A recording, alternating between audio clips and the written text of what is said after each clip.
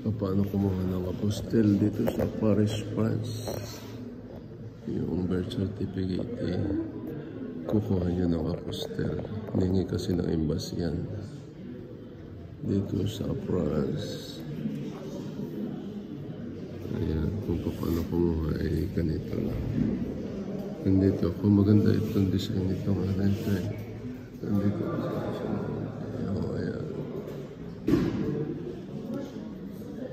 maganda mga kalog yan. Ayan, maganda rito sa loob. Kanya kumuha ng apostil dito, hindi kayo kuha kayo ng pila doon, ng number doon. Kaya para by number kasi. Kuha kayo ng number.